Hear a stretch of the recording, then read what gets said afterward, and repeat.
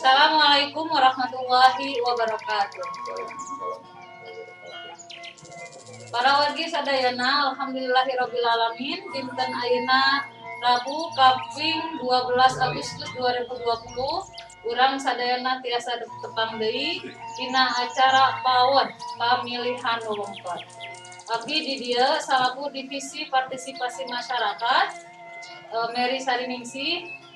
Ayeuna janten narasumber nyaeta Pak Peri selaku Ketua KPU Kabupaten Sukabumi. Di mana temana nu bade diangkat dinten ayeuna nyaeta pemilihan 2020 di tengah pandemi Covid-19. Nah, baik Pak Peri, kumaha damang? Alhamdulillah Bu. Ya. Ada mungkin untuk pemilihan 2020 ini berbeda dengan pemilihan sebelum-sebelumnya. Nah, Pak Peri mungkin sebelum kita berbicara tentang tahapan bisa menceritakan tentang latar belakang adanya pemilihan serentak di tengah pandemi Covid 2020. Baik, Assalamualaikum warahmatullahi wabarakatuh. Sampurasun. Terima kasih Bu Mary. Kita ketahui bahwa pilkada di tengah pandemi ini dilaksanakan dengan keputusan pemerintah pengganti Undang-Undang 1 nomor 2 tahun 2020. Kita melaksanakan pemilihan ini dalam 2 tahap. Yang pertama adalah tahapan normal. Kita ketahui kalau tahapan normal dilaksanakan tanggal 23 September 2020. Namun ketika keluar Perpu nomor 2 tahun 2020, kemudian bulan Juni tanggal 12 itu keluar juga terbit PKPU 5 sebagai perubahan PKPU 15 tahun 2019. Sehingga tahapan pun jadi berubah. Awalnya sesuai dengan PKPU nomor 15 tahun 2019, kemudian dalam PKPU 5 tahun 2020 berubah menjadi tanggal 9 Desember 2020. Nah, syarat yang paling utama dalam pelaksanaan pemilihan serentak 2020 di tengah pandemi ini adalah memperhatikan protokol kesehatan sesuai dengan PKPU nomor 6 tahun 2020. Begitu Bu. Ya. Terima kasih Pak Ferry. Ini mungkin bisa dipahami bersama ya oleh calon pemilih di Kabupaten Sukabumi. Setelah ada dan muncul PKPU 5 tahun 2020 ini, mungkin Pak Ketua khususnya bisa menjelaskan tahapan apa saja sebenarnya yang sudah kita laksanakan. Ya.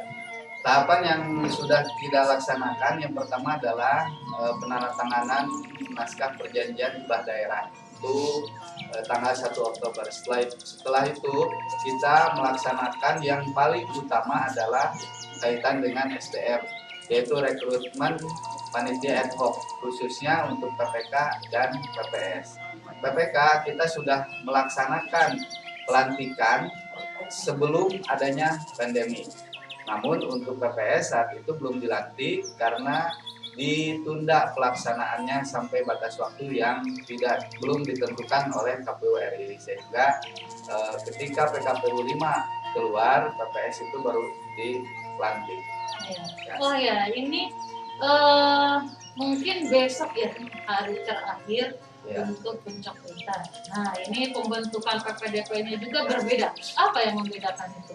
Ya, pembentukan PPDP yang membedakannya adalah PPDP sebelum bekerja itu terlebih dahulu di rapid test. Alhamdulillah dari 5.171 PPDP di 5.171 TPS semuanya non reaktif. Itu membuktikan bahwa Kabupaten Sukabumi aman dan tidak mengancam kesehatan dan tidak mengancam juga menjadi klaster baru bagi penyebaran COVID-19. Lebih dari itu, semua panitia pemutakhiran data pemilih itu dibekali oleh alat pelindung diri yang sangat maksimal dari kami. Itu mungkin yang membedakannya ya. Jadi petugas PPDP sebanyak 5.171 itu dilakukan rapid test. Ya. Apakah hanya PPDP saja atau memang semua? Seluruhnya Semua, panitia ad hoc, panitia ad PPK, hoc, ya. PPS itu dirapid dan dibekali juga dengan APD. Ya, termasuk KPU ya. Termasuk KPU kami di KPU dan Kabupaten. Ya. Ya, baik Pak Ketua, di sini ada jumlah yang membedakan sebelumnya jumlah TPS. Nah, kita pilkada sekarang mengacu sebelumnya ke pilkada pemilihan sebelumnya. Nah, ada penambahannya sampai berapa TPS itu? Penambahannya 1.153. Jadi awalnya itu 4.118 ya yang kita ajukan di awal itu. Kemudian ada regulasi dari KPU RI bahwa maksimal jumlah pemilih di TPS sebagai bagian daripada protokol kesehatan diminimalkan atau dikurangi menjadi 500, sehingga itu berimplikasi terhadap penambahan TPS di Kabupaten Sukabumi menjadi 5.171 TPS. Ya. Apakah 1.053 ya TPS itu tersebar secara merata sebanyak per TPS itu 500 pemilih atau bagaimana? Atau memang disesuaikan dengan jarak atau bagaimana? Itu tergantung pemetaannya, karena kita tidak mungkin dalam satu TPS itu jarak pemilihnya itu sangat jauh sekali, sehingga tidak menyebar 500. Ada yang di bawah, kebanyakan yang di bawah 500. Itu tergantung letak geografis TPS di kecamatan atau di desa tersebut. Baik, ini masih tentang tahapan. Selain pemutakhiran data pemilih, pembentukan badan ad hoc, ini masuk tahapan persiapan. Ya. Nah, ada lagi tentang perencanaan keuangan dan perencanaan di bidang logistik. Pasti ini logistik kepemiluannya berbeda daripada pemilihan sebelumnya. Nah, yang membedakan apa saja tuh? Apa ada APD atau apa? Jadi yang pertama perlu diketahui oleh masyarakat Kabupaten Sukabumi bahwa untuk pemilihan kali ini, tahun ini kita mengelola 3 mata anggaran. Yang pertama APBN untuk anggaran rutin yang setiap tahun diberikan oleh KPU RI. Kemudian APBD ya dari Pemda itu untuk kepentingan pemilihan bupati di Kabupaten Sukabumi dan wakilnya. Kemudian yang ketiga APBN untuk anggaran APD. Jadi artinya ada 3 mata anggaran ini yang kita kelola, dan kemudian untuk perencanaan logistik tentunya tidak seperti kegiatan pilkada normal ya, bahwa setiap penyelenggara itu harus memperhatikan protokol kesehatan, itu kuncinya, sehingga itu berimplikasi terhadap pengadaan termasuk di dalamnya banyak sekali alat pelindung diri yang memang itu wajib diadakan dan diberikan kepada panitia di tingkat ad hoc ataupun panitia di kabupaten. Itu mungkin Bu. Nah, baik, sebelum melanjutkan saya mau menyapa dulu. Di sini ada Teteh Tera ya, dan juga ada Kang Tera ya. Nah, di sini maskot KPU, maskot pemilihan 2020 ya. Jadi ini Tera tentukan suara. Nah, ada 2 ini penyu ya. Jadi ikon Kabupaten Sukabumi. Ya, baik, kita lanjutkan. Ya. Tadi mendengar ada beberapa logistik, salah satunya tentang kebutuhan APD ya, di situ alat pelindung diri. Nah, apakah juga PPDP ya, PPDP khususnya yang sekarang sudah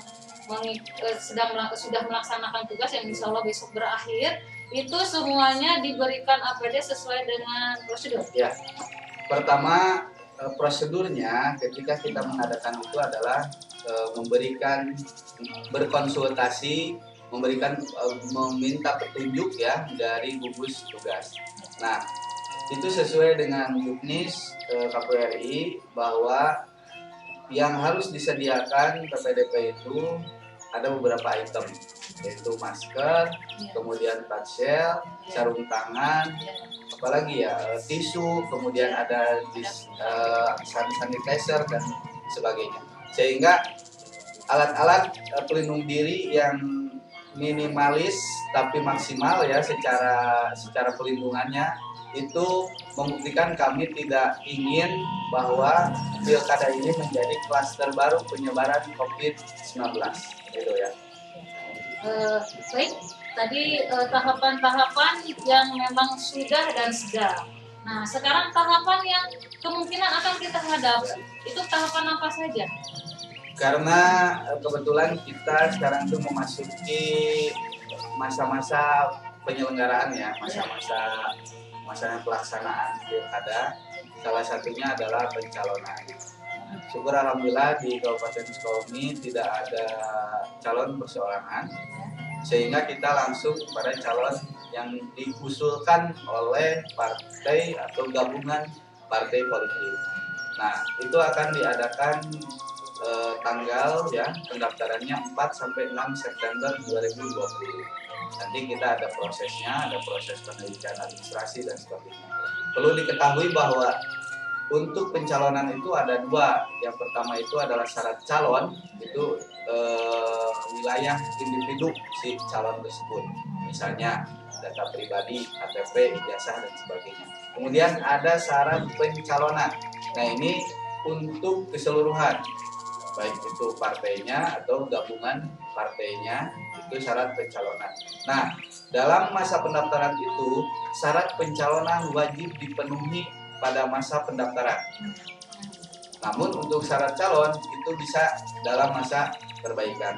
Pada prinsipnya syarat pencalonan itu yang penting dan sudah dipenuhi ketika masa pendaftaran. Nah, setelah kita melakukan verifikasi sebagainya, maka masuk ke tahapan penetapan pasangan calon. Itu dilaksanakan pada tanggal 23 September 2020. 3 hari setelah itu maka masuk ke masa kampanye sampai tanggal 5 Desember 2020. Nah itu ya tahapan. Setelah tahapan kampanye tentunya kita tahu ada masa tenang, kemudian tanggal 9 jangan lupa seluruhnya hak pilih di Kabupaten Sukabumi untuk datang ke TPS dengan memakai atau disiplin protokol kesehatan. Disiplin protokol kesehatan minimal memakai masker karena kami tidak menyediakan maksimal untuk jumlah keseluruhan pemilih di Kabupaten Sukabumi. Mungkin itu Bu. Iya. Nah, Pak Ketua, Ya. ini di KPU Kabupaten tagline untuk pemilihan ini ada tagline kedaerahan Sarasa, Saraksa, Sariksa. Ya. Itu maknanya apa? Kalau Sarasa itu mungkin kita ini satu perasaan, satu Sunda, satu Kabupaten Sukabumi, satu wilayah, satu tempat tinggal di Kabupaten Sukabumi. Kemudian Saraksa tentunya kita harus saling menjaga satu sama lain, menjaga Kabupaten Sukabumi, jangan sampai ada konflik sosial ataupun apa hanya karena pilkada ini. Kemudian Sariksa tentunya kita saling mengingatkan. Kalau misalnya dalam kampanye itu ada kesalahan, kita saling mengingatkan. Atau misalnya kami beserta badan ad hoc yang melakukan kesalahan, saling diingatkan agar kembali kepada jalur peraturan perundang-undangan, sehingga output yang dihasilkan ketika kita teguh terhadap peraturan perundang-undangan, maka pemimpin yang sesuai dengan keinginan masyarakat. Hatur nuhun Pak Ketua, karena ini memang dibatasi waktunya hanya 20 menit setiap session pawon ini. Namun sebelum kita akhiri, mungkin ada pesan-pesan khususnya kepada calon pemilih, penyelenggara, dan juga nanti peserta ya. Yang pertama tentunya saya ingatkan disiplin protokol kesehatan dari masing-masing diri pribadi. Yang kedua untuk seluruh masyarakat Kabupaten Sukabumi agar sama-sama nanti tanggal 9 Desember datang ke TPS. Dengan terlebih dahulu kita harus mengetahui visi misi nanti ya, kalau setelah ditetapkan visi misi pasangan calon dan sebagainya, sehingga kita mengetahui pilihannya. Bagi penyelenggara tetap junjung tinggi profesionalisme, integritas dalam berperilaku, kemudian mempedomani kode etik. Jangan sampai kita dianggap partisan, tidak netral dan sebagainya. Hatur nuhun oktosna Kang Tera dan Teh Tera, hatur nuhun sudah mendampingi baik warga pemilih Badaya Pamilih. Hatur nuhun setelah menyaksikan acara pawon ini, dan acara pawon ini bisa disaksikan di TV Pilkada KPU Kabupaten Sukabumi, di medsos KPU Kabupaten Sukabumi, FB, Instagram, dan web, dan juga di berbagai media lokal di Kabupaten Sukabumi. Mungkin itu saja. Hatur nuhun semuanya. Assalamualaikum warahmatullahi wabarakatuh.